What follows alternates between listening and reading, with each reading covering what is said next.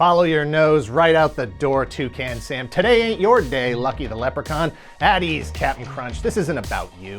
This isn't about any of you. This is about the greatest champion breakfast has ever known. Hi, I'm Dan Larson, and this is the history of Chex Quest.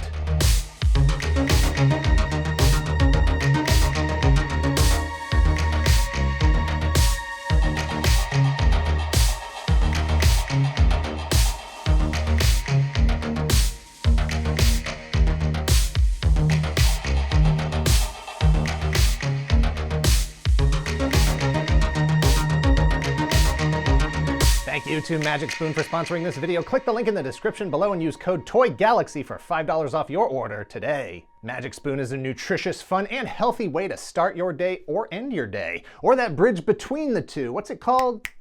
Lunch. You can eat it anytime you want, any place you want, at the beach, at the comic book store, at the mall, at the parking lot, waiting to pick up your kids, at the DMV, at the vintage arcade, at the mini golf course, at the studio where you make your YouTube videos, and the prize inside is that it's actually good for you. Magic Spoon has 0 grams of sugar, 13 to 14 grams of protein, and only 4 net grams of carbs in each serving. Also, only 140 calories. It's keto-friendly, gluten-free, grain-free, soy-free, low-carb. Build your own variety pack with frosted cookies and cream cocoa, blueberry muffin, and a whole bunch of other awesome flavors. They even drop limited edition flavors all the time like s'mores and chocolate chip. Magic Spoon even ships to Canada and the UK. Magic Spoon is so confident in their product, it's backed with a 100% happiness guarantee, so if you don't like it for any reason, they'll refund your money, no questions asked. Use my code TOYGALAXY for $5 off your delicious and healthy Magic Spoon cereal. Go to magicspoon.com/TOYGALAXY to save $5 today. Thanks again to Magic Spoon.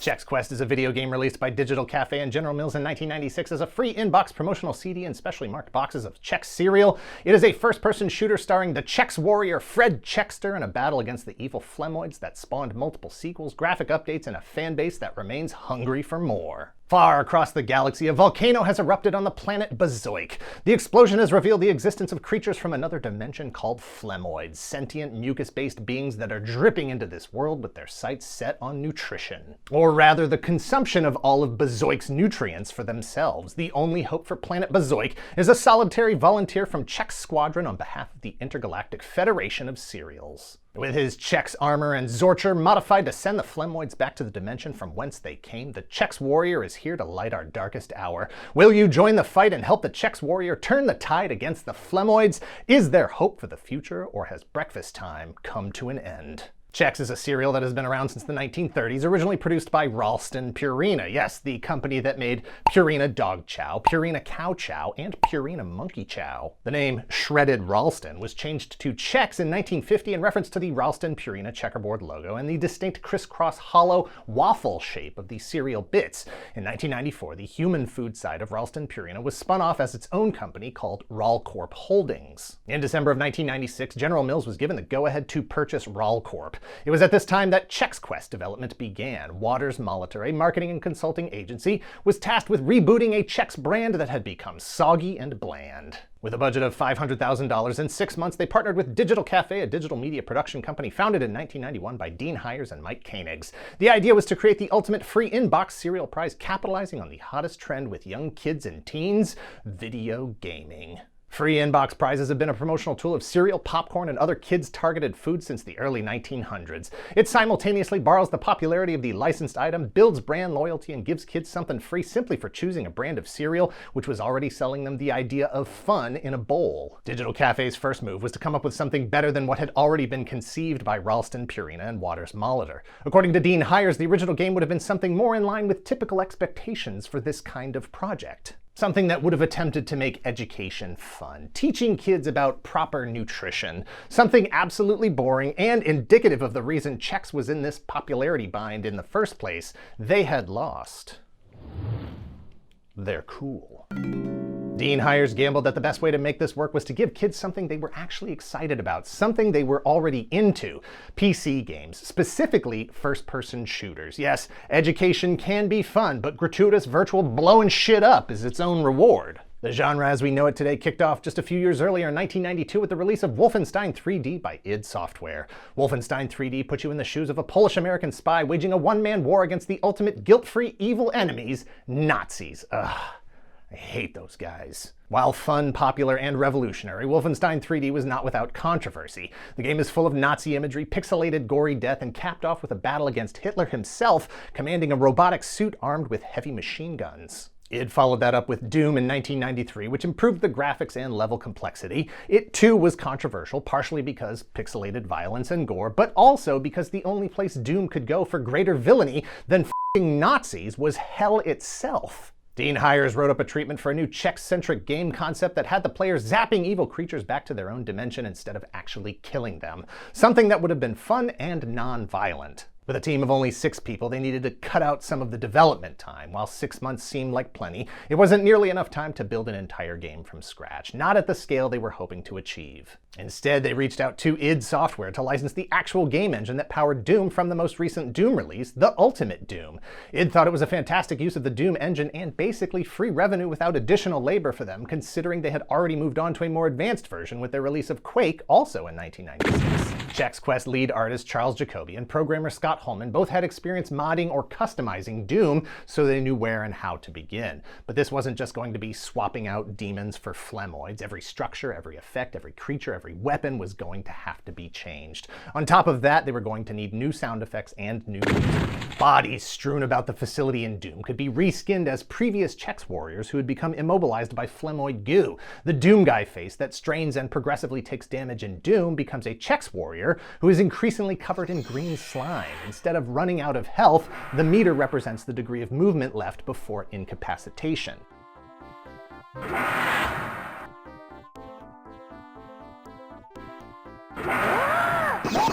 Sound designer and composer Andrew Benson created a whole new range of ambient sounds, splatter sounds, music, weapon effects, and whatever that sound is that a creature made out of space snot makes when they get zorched back to their own dimension.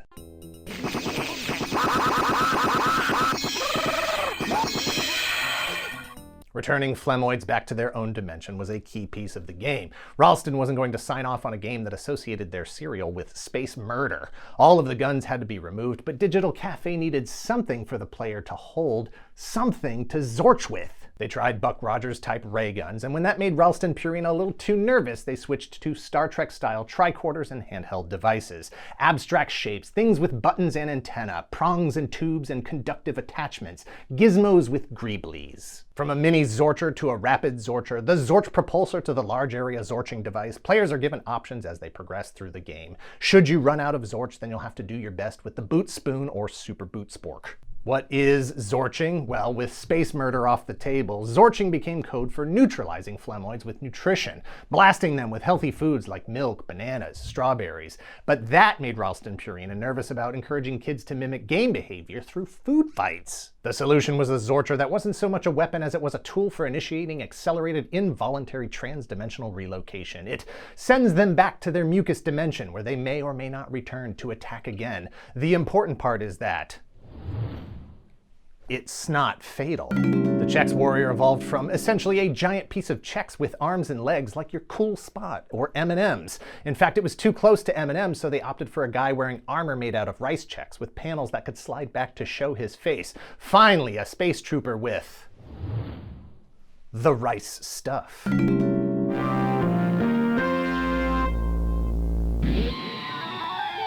Chex are fun, Chex are hot. Looking for a taste of what the cereal's got? Chex marks the spot. The one-of-a-kind part of this complete breakfast. Now you can get a free CD-ROM game inside boxes of Chex cereals. Help Chex Man battle the Flemoids and save the planet Bazoik.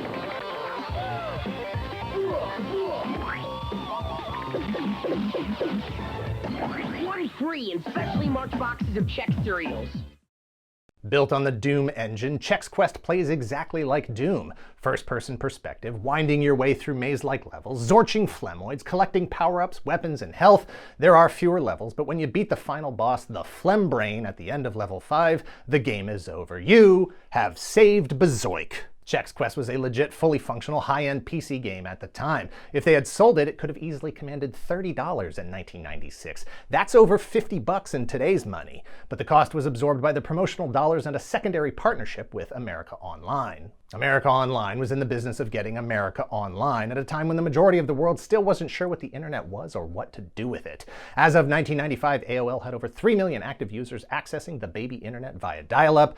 AOL's most potent weapon was free CDs packed with hours of access time. That said, as Dean Hires noted, Chex Quest was history's largest single mass replication ever. Not before nor since has anybody replicated 6 million CDs off a single glass master all at once. Chex Quest wasn't just a marketing trailblazer, it was also an unprecedented production effort. Hires said they had to get FDA approval because no one had ever attempted to put a CD-ROM in a box of cereal before. Was it dangerous? Was it deadly? How many kids would be tempted to eat the CD, and was it worth the risk? Ralston Purina was acquired by General Mills in 1996 and fully supported the marketing effort. It was their name that would be on the Chex Quest CDs and the boxes of cereal. It was in their interest to ensure that the money and time had been worth it. Chex Quest was advertised wherever cereal promotion could be found: newspapers, magazines, television, even a website, chexquest.com. A telephone hotline was created to help gamers who might have questions or be looking for unlocked secrets, as was the style at the time. Chex Quest was an immediate hit. Gamers liked it. They really liked it. The records broke fast.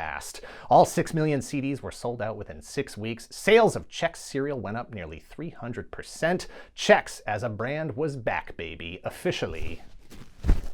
Cool.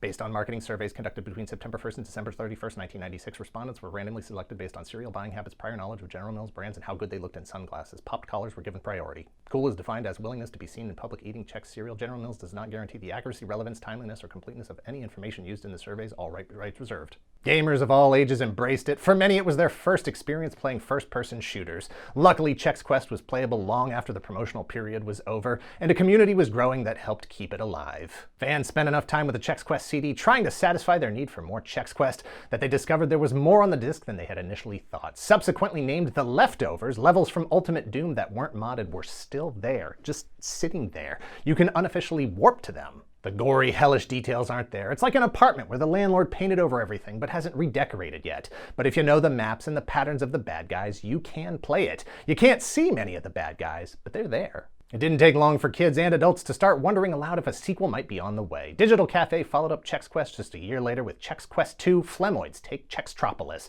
a free-to-download game available on the Chex Quest homepage. The sequel picks up where the original left off as the Chex Warrior has returned home believing that the Flemoid threat has been neutralized, only to find himself locked in a new battle for his home city, Chextropolis. You'll guide the Chex Warrior's Zorcher as he fights the Flemoids from the spaceport to the theater, the museum to the sewers, to square up against the new final boss, the Maximus. Developed with fewer resources and less time than the first, fans have noted that the level design was not as interesting or complex. The game experience lacked drama. It was over easy. It would be years before the Flemoid threat would return. Fans had to settle with fulfilling their love for Chex Quest and growing their modding community on copies of the games that were uploaded to Chex Quest fan pages. What started as a single level became a full game, and Chex Quest 3 was finally released by Charles Jacoby in 2008. Available at chexquest.org, created by original art director and lead artist Charles Jacoby and original programmer Scott Holman, assisted by new songs composed by original sound designer Andrew Benson. I'm told that Chex Quest 3 uses Z-Doom and is larger in file size than the first two games. Z-Doom versions of Chex Quest and Chex Quest 2 were included with the Chex Quest 3 and even improve on some of the issues the first two games had. For instance, Chex Quest 2 now features some completely redesigned levels. Jacoby gave all the credit to the fans for Chex Quest even being relevant so many years later. The dedication and love for the franchise that was maintained by the fans alone gave him the will to produce Chex Quest 3. Set 10 years after the battle for Chextropolis, the fight against the Flemoids moves to the planet Ralston, another free-to-play game since technically the names and associated concepts were still owned by General Mills. They couldn't charge for it. That was followed by Chex Quest HD in 2019, also free-to-play. Announced in 2016, developed with Unreal Engine 4 and the blessing of General Mills, it was a full remake of the original Chex Quest, all grown up wearing its best Chex armor. 5 levels of zorching just like the original game, the Chex Warrior's name was finally revealed. Fred Chexter, the Chex Warrior from Chextropolis. If there's one thing we can respect here at Galaxy Media, it's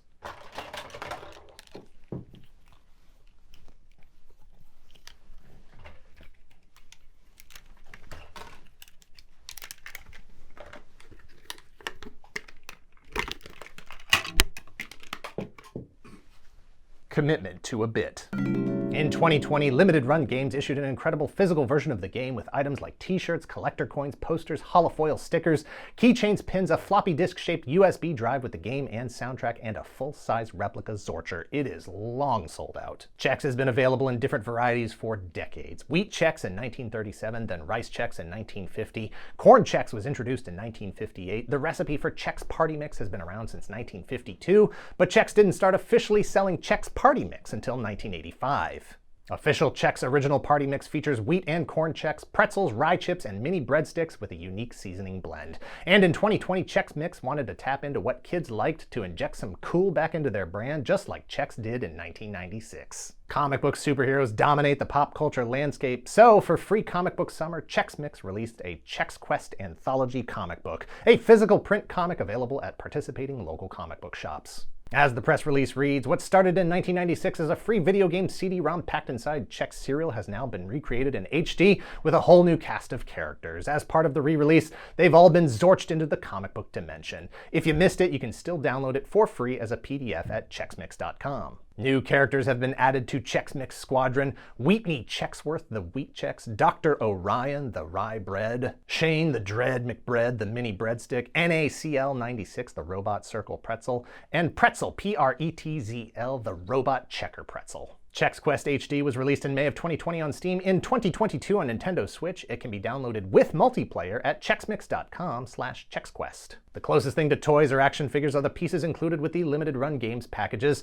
fan-made full-size Zorcher files that you can download and print if you own a 3D printer, and some Keshi or Muscle-style 3D printed figures available on Shapeways. It is efforts like the 3D printed collectibles and decades of fan mods and game expansions that have kept the Chex Quest community alive and well. A healthy overlap of Chex Quest fans and Doom fans. More unofficial projects than official, such as Return of Chex Warrior, Chex Quest Project Z, and Chex Quest 4. In an interview on Serialously.net, Charles Jacoby gave all the credit to the fans. When I talk to fans of the series, their interest is largely due to the fact that Chex Quest was their first-person shooter video game experience of any kind. Doom, being notoriously violent and filled with demonic themes, kept a number of parents from allowing 6 to 10-year-olds from playing it. So they played Chex Quest instead, which also had the perk of being a free game. The first video game ever included in a box of cereal, the best free video game ever included in a box of cereal. Chex Quest won a Golden Effie Award in 1996 for advertising effectiveness, then followed that with a 1998 Golden Reggie Award for promotional achievement. It delivered on the promise of a fun, free game that kids actually wanted to play and reinvigorated a brand that was lagging behind the times. A beacon of non-violent entertainment that may have also encouraged kids to eat a little healthier.